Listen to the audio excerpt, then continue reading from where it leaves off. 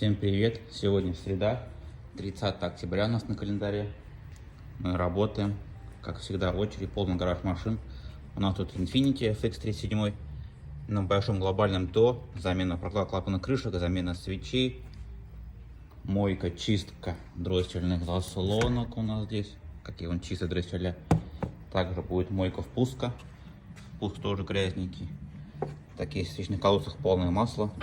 Сейчас мы помоем клапаны крышки, будем собирать. Одну сторону я уже собрал, вот она чистенькая, красивенькая. Вторую буду собирать. И у нас тут вездеход на ремонте. Тактикал приехал к нам в ремонт. Вездеход не проехал долго. К сожалению, мотор умер, пробила прокладку.